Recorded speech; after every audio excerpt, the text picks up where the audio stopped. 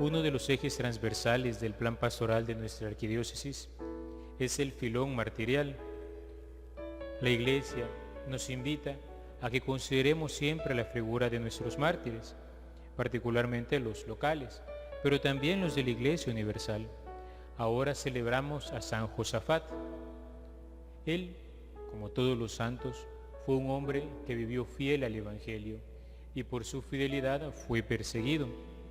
Desde niño ciertamente en él ya se vislumbraba su amor por Dios. Se dice que su mamá, ¿cómo lo educaba en la fe? ¿Cómo le transmitía la fe? Como muchas mamás, rezando frente al crucifijo.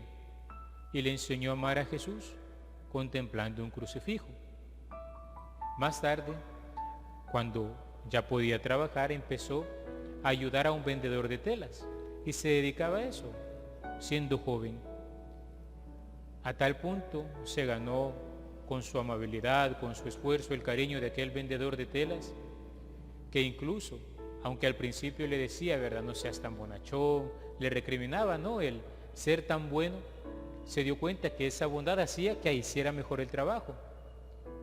Y ese hombre había resuelto, te voy a dar por esposa a mi hija y al final te quedas tú con la tienda. Josafat, siendo joven todavía, le dijo, no, yo quiero el cielo, voy por algo todavía más grande, le dice.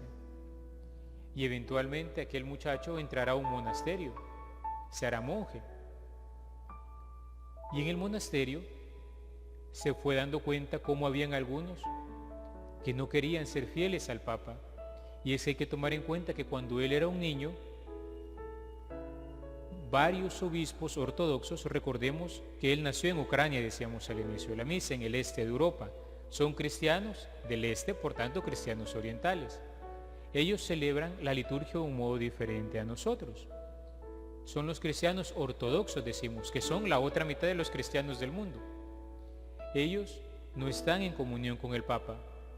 Sí tienen sucesión apostólica, viven los 7 sacramentos, pero no se sujetan al Santo Padre, no reconocen su autoridad. Pero habían unos obispos, de entre ellos, que sí querían volver a la comunión con el Papa. Y esto generó ciertas rencillas entre ellos, entre los cristianos de aquella época, porque dijeron, entonces, si nos pasemos fieles al Papa, a ver cómo nos va a ir después, ¿verdad? Se va a meter él en nuestra vida, cómo van a ser nuestras parroquias, preguntaban unos sacerdotes. Y empezaron a haber ciertos conflictos.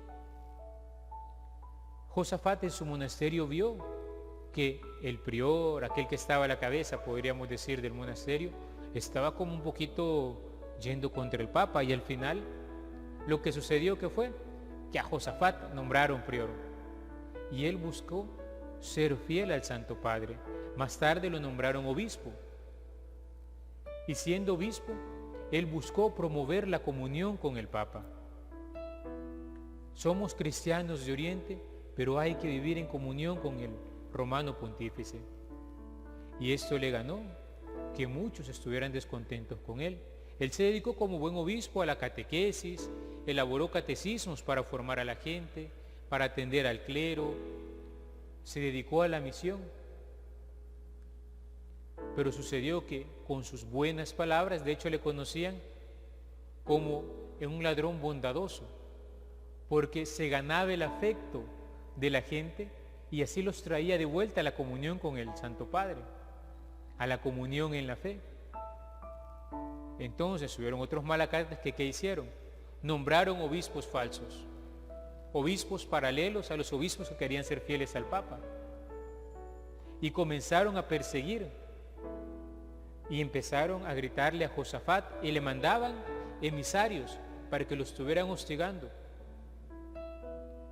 Llegaba a las plazas, se lo insultaban.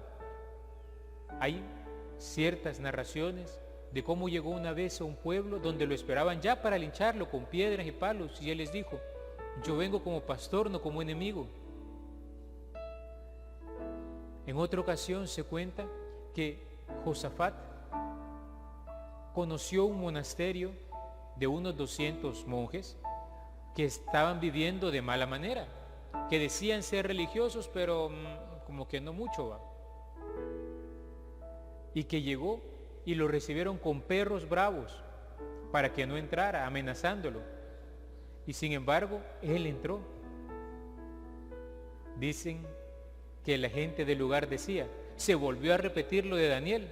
Entró al foso de los leones y no le pasó nada. Al contrario, se ganó a aquellos monjes y mejoraron sus vidas. Ya hacia su martirio, la gente, ¿qué fue lo que hizo los enemigos? Le mandaron a un sacerdote que no era fiel al Papa a que le estuviera hostigando, todos los días entrar a su casa. Recordemos que eran los grandes palacios de la época, ¿verdad? Y cuando él iba para la misa, a que le estuviera insultando.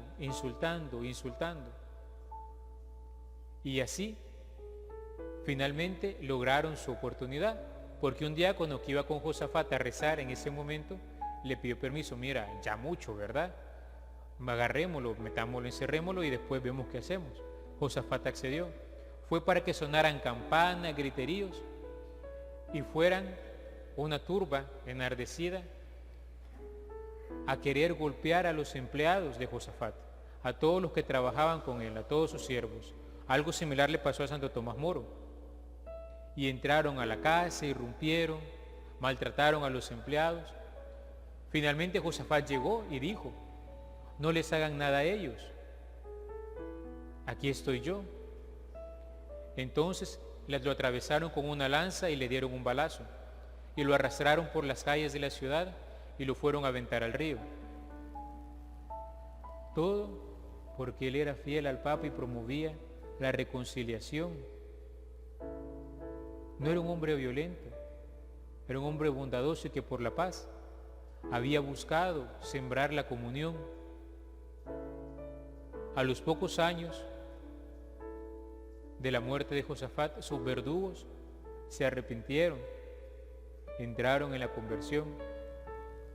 Muchos se volvieron al catolicismo. De hecho, Lituania, que es la región donde él finalmente estuvo, es una región muy católica. Si ustedes pueden buscar en internet los videos del Papa Francisco visitando Lituania, uno se da cuenta de aquel espectáculo de fe.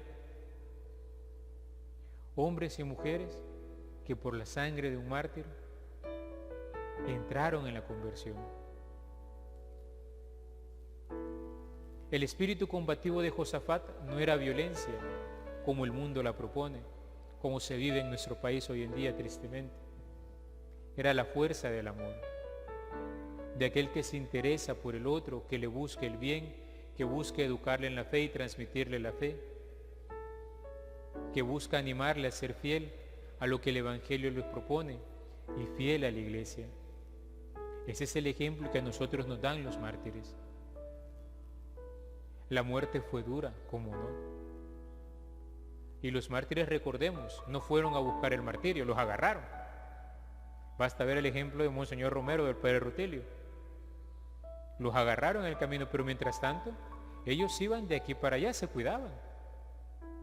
Los primeros cristianos, basta ver el libro de los Hechos, ante la primera persecución, algunos los agarraron, otros alcanzaron a huir.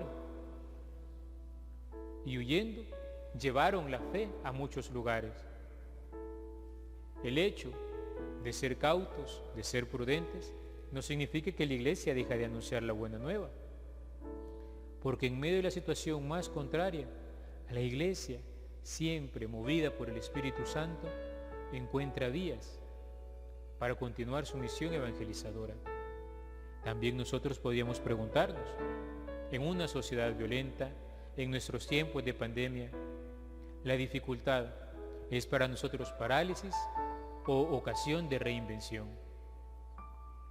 Que el Señor nos conceda la gracia, pues, al contemplar el martirio de Josafat, de también nosotros preguntarnos, ¿qué estoy haciendo yo por anunciar el Evangelio? ¿Me estoy reinventando? ¿Estoy buscando transmitirlo por la fuerza del amor? Para que con esa pregunta también nosotros nos dispongamos a vivir con sinceridad nuestra fe. Alabado sea Jesucristo.